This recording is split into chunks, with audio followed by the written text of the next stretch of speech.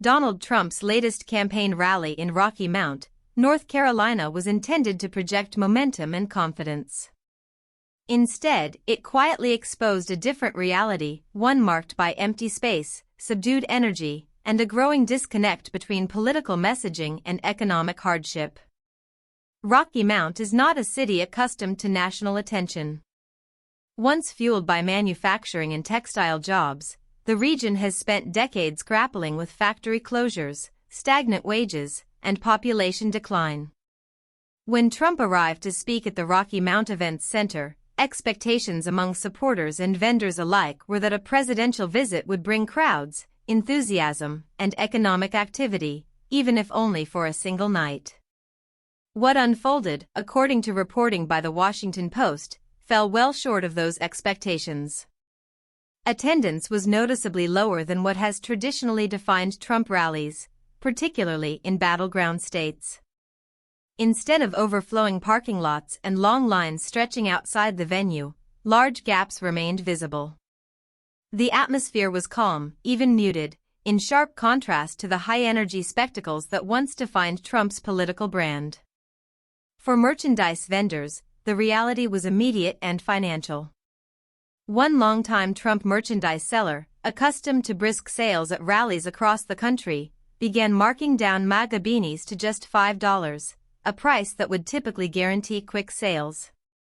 This time, even that failed to move inventory.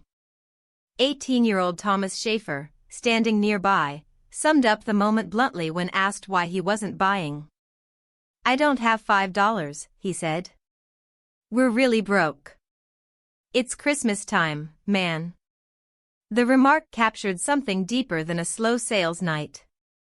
It reflected the economic anxiety many residents of the region are currently facing, an anxiety that stood in stark contrast to the message being delivered inside the arena. During the rally, Trump touted economic growth and insisted that conditions under his leadership were improving. But outside the venue, and even among some who came to support him, those claims rang hollow. The surrounding community showed visible signs of strain, aging infrastructure, limited job opportunities, and households bracing for higher costs in the months ahead. Washington Post reporter Natalie Allison noted that regions like Rocky Mount are particularly vulnerable to upcoming policy shifts. Enhanced Affordable Care Act subsidies, which have helped lower health insurance premiums for millions over the past 5 years, are expected to expire in the coming year. For communities already stretched thin, that change could significantly increase monthly expenses. That looming reality may help explain the subdued turnout. Guy Harper, a veteran Trump merchandise vendor who has followed the campaign trail for 8 years, was visibly surprised by what he saw. Hours before Trump took the stage, Harper began packing up his unsold items, something he said was almost unheard of at previous rallies. "Look at this," Harper said, gesturing toward the sparse crowd. Usually, Trump rallies are like a football tailgate. This is strange. Harper suggested several possible reasons for the lower attendance, including the rally's late start time and growing skepticism among voters about economic claims. But his reaction hinted at something more troubling for the campaign, a possible erosion of enthusiasm in places that once formed the backbone of Trump's support. Despite the modest turnout, Trump told the crowd that thousands more supporters were waiting outside and falsely claimed the venue had reached capacity.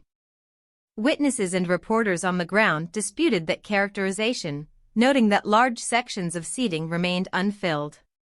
The contrast between Trump's assertions and the visible reality only sharpened the sense of dissonance surrounding the event.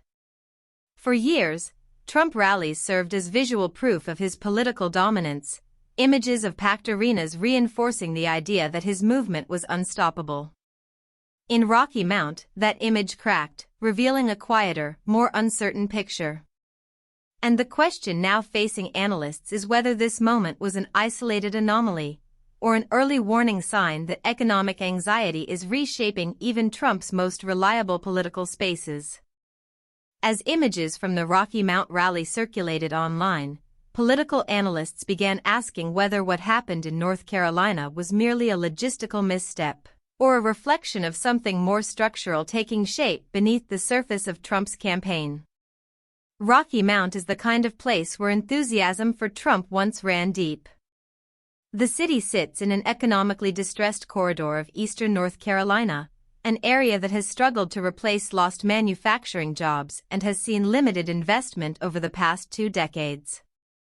In previous election cycles, Trump's message of economic revival, trade protection, and opposition to political elites resonated strongly with voters here. That history made the rally's subdued turnout particularly striking. According to multiple attendees interviewed by The Washington Post, there was no single dramatic incident that dampened enthusiasm. Instead, the mood reflected something quieter and more unsettling: resignation. Supporters did not express anger or hostility, they expressed fatigue. Several people interviewed said they still supported Trump politically, but admitted they felt uncertain about their own financial futures. Rising grocery prices, rent increases, and medical costs were common themes. For families living paycheck to paycheck, even a $5 purchase had become a calculation rather than an impulse. That reality clashed sharply with Trump's rhetoric inside the venue. As he spoke about economic success and improvement, many in attendance were grappling with very real concerns about what the next year might bring.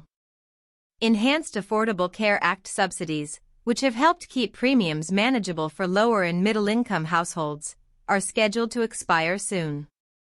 For communities like Rocky Mount, that expiration could mean hundreds of dollars more per month in healthcare costs.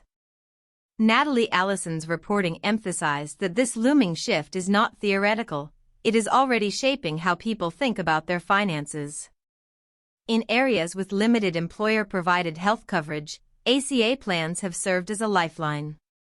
Losing those subsidies would force difficult choices between medical care, housing, and basic necessities. For Trump's campaign, this presents a challenge that goes beyond crowd size. His rallies have always functioned as visual proof of momentum, a way to signal strength to supporters and opponents alike. Sparse attendance undermines that narrative, especially when it occurs in regions that should, on paper, be receptive. Guy Harper's reaction underscored this point. Having sold merchandise at Trump rallies nationwide for nearly a decade, Harper said he had never seen a rally feel so unlike itself. His comparison to a missing football tailgate atmosphere was more than colorful language, it was a reference to the communal energy that once defined Trump's movement. That energy, Harper suggested, is harder to generate when voters are uncertain whether political promises will translate into personal relief. Some campaign allies have pointed to external factors to explain the turnout, including weather conditions, scheduling issues, and local logistics. But critics argue those explanations fail to address the deeper trend: declining enthusiasm driven by economic stress. Trump's insistence that the rally was packed, and that crowds were left waiting outside, only amplified scrutiny. Reporters on the scene noted that such claims did not match observable reality. Empty seats are difficult to explain away, especially when captured in photographs and eyewitness accounts. The moment highlighted a growing tension within Trump's political strategy. For years, confidence and bravado served as effective tools. But confidence becomes less persuasive when voters feel their lived experiences contradict what they are being told. What makes Rocky Mount especially important is not its size, but its symbolism. Communities like this are often bellwethers, not because they decide elections alone, but because they reflect how economic narratives land among voters with the least margin for error. If enthusiasm is softening here, strategists are left to wonder where else similar patterns may be emerging unnoticed. And that leads to a larger question now being asked quietly inside political circles. If economic anxiety is draining the energy from Trump's rallies, what happens when that anxiety spreads further? And can the campaign adapt before it becomes visible everywhere? By the time Donald Trump finished speaking in Rocky Mount, the rally had already become less about what was said on stage and more about what could be observed around it. The visuals, half-filled seating, vendors packing up early, and supporters quietly filtering out, told a story that political messaging alone could not override. For campaign strategists, the rally raised difficult questions. Trump's ability to project strength has long relied on spectacle. Packed arenas, chanting crowds, and viral images have served as proof points of political vitality. In Rocky Mount, that formula faltered. The absence of visible enthusiasm created space for doubt, not just among critics, but among supporters themselves. Several attendees interviewed after the rally said they still believed Trump understood their frustrations better than other politicians. Yet many admitted that belief now competes with daily financial stress. When asked what mattered most in the coming year, few mentioned campaign slogans. Instead, they talked about medical bills, rent increases, and uncertainty about whether they could afford coverage once ACA subsidies expire. This tension sits at the heart of Trump's current challenge.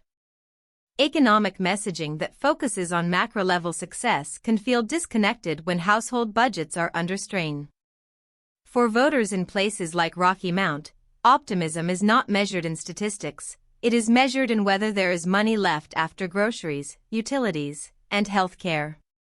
The rally also revealed how quickly perception can shift. A decade ago, Trump's rallies thrived on grievance and spectacle. Anger energized crowds. Confidence reassured them. Now, fatigue appears to be creeping in. Not outrage, not rebellion, but exhaustion. That distinction matters. Political fatigue is harder to counter than opposition. Voters who are angry can be mobilized. Voters who are tired are more unpredictable. They may still show up, but with less enthusiasm. They may still listen, but with greater skepticism. Trump's insistence that the crowd was massive, despite evidence to the contrary, may have resonated with loyalists. But for undecided voters and quiet supporters watching from home, the mismatch between claim and reality could reinforce doubts about credibility. None of this guarantees electoral outcomes. Campaigns evolve. Economic conditions shift. Messaging adapts. But Rocky Mount offered a snapshot, a moment frozen in time, where economic anxiety visibly overshadowed political theater. As analysts review footage and transcripts, many are less focused on turnout numbers than on atmosphere.